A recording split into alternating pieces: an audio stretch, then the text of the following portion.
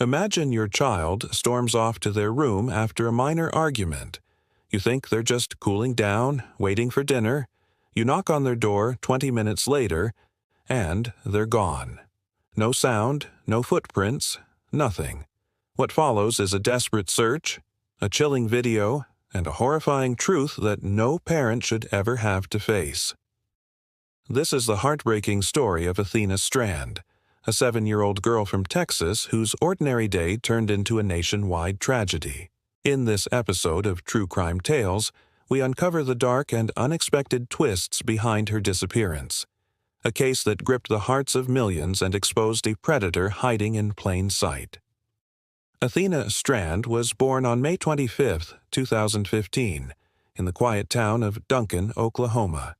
She was bright, full of energy, and known for her contagious smile. A little girl who loved to play outdoors, who laughed easily, and who cherished the time she spent with her family.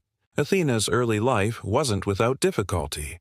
Her parents divorced, and she stayed with her mother in Oklahoma, while her father moved to Texas.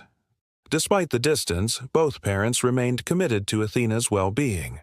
Her father, particularly, made consistent efforts to stay involved. Frequent visits, video calls, and shared holidays kept the father-daughter bond alive. Both parents eventually remarried, and Athena became a big sister to 2 younger siblings. Her life, though split between 2 homes, was filled with love. She was known for being kind, positive, and full of life, an ordinary, joyful child with dreams and a bright future ahead. In late 2022, Athena temporarily moved to live with her father and stepmother in Paradise, Texas during the school term leading up to the holidays. The plan was simple. She'd spend a few weeks with her dad, then return to Oklahoma to celebrate the new year with her mom. The home she moved into was in a rural, peaceful area, surrounded by woods, fields, and narrow roads. It was quiet, secluded, the kind of place where nothing bad was expected to happen. On November 30th, just like any other day, Athena came home from school around 4:15 p.m. Her father and grandfather were out hunting, leaving her at home with her stepmother, Elizabeth. That evening, something changed. Athena wasn't in the best mood. She had an argument with Elizabeth. Nothing severe, just a disagreement that left her upset. As children often do, she stormed off to her room to be alone. Elizabeth went to the kitchen to prepare dinner, giving her some space. About 20 minutes later, Elizabeth called Athena to eat, but she was gone. Elizabeth searched the house, the yard, and the nearby property. No signs, no answer. Panic set in. She contacted nearby relatives. Athena sometimes visited them, but they hadn't seen her. She then called her husband, who urged her to contact police immediately. At around 6:40 p.m., she finally dialed 911. Police arrived within 14 minutes. Elizabeth explained everything to the officers, mentioning the argument and how she believed Athena might have run away. But her story raised eyebrows. Why wait 40 minutes to call 911? Why didn't Athena respond if she had only stepped out? Officers initially viewed Elizabeth with suspicion, but concluded that she was likely telling the truth after she explained the steps she took to find Athena. The police launched a full-scale search. Despite the darkness, drones, helicopters, K-9 units, and hundreds of volunteers began combing the area. They searched woods, fields, trails, and nearby properties but found nothing. Athena had simply vanished. Her mother rushed from Oklahoma to Texas, her heart breaking as the hours dragged on. The temperature was dropping. Athena was dressed lightly. It was hard to imagine how a 7-year-old could survive the night. By day 3, hope was fading. But then a lead emerged. Investigators learned that a package had been delivered to the home on the evening of Athena's disappearance. It was a FedEx delivery, fulfilled by a third-party contractor. The timing matched Athena's disappearance. Detectives contacted the delivery company, who confirmed that the assigned driver had surveillance footage from inside his van. Investigators reviewed the video and were horrified. It showed the driver pulling a girl, Athena, into the van. The driver was identified as 31-year-old Tanner Lynn Horner. Police located and arrested him at his home. Under questioning, Horner confessed, but his story was bizarre. He claimed he accidentally hit Athena with his van while backing up. She wasn't seriously hurt, he said. She even spoke to him. But afraid of losing his job, Horner panicked. He put her in the van to figure out what to do. Then, in a shocking confession, he admitted he killed her. First, he tried to break her neck.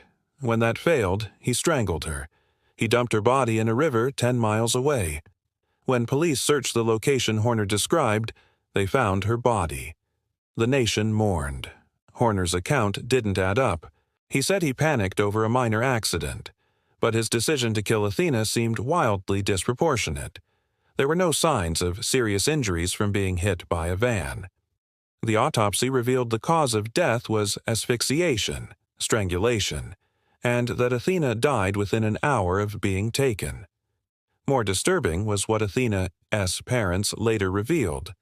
The package Horner delivered that evening was a Christmas gift, a Barbie doll she had been eagerly waiting for.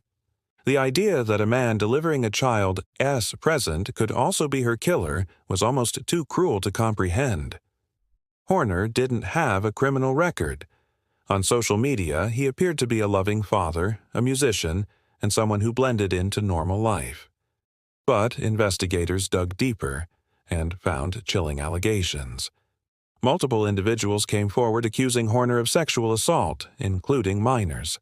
One girl had even posted about it years earlier on social media, saying she had been assaulted when she was 16.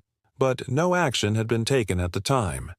Now, with Athena's death, these accusations resurfaced. Horner was charged with multiple counts of child sexual assault, with alleged incidents dating back as far as 2013. He was no stranger to predatory behavior. He had simply been hiding in plain sight. Athena's parents filed a lawsuit against FedEx and the contracting company, accusing them of negligence in hiring Horner. They demanded stricter background checks and safer hiring practices to prevent such tragedies from happening again.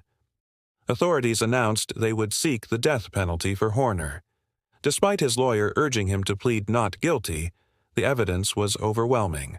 Surveillance footage, GPS data, his own confession, and the location of Athena's body all pointed to one horrifying conclusion.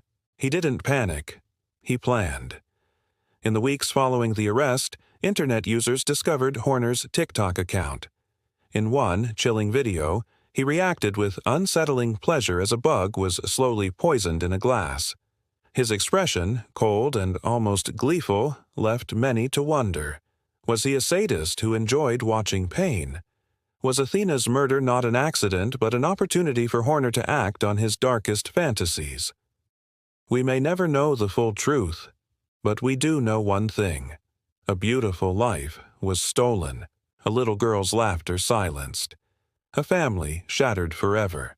Athena Strand was just 7 years old, a child who loved her family, her sisters, the outdoors, and her Barbie dolls. She deserved so much more. As we remember her story, let it be a call to action, for stronger protections, for thorough background checks, and for the world to never forget her name. Thank you for watching this episode of True Crime Tales. If this story touched you, please share it, subscribe, and leave your thoughts in the comments. Together, we can demand justice, not just for Athena, but for all innocent lives taken too soon.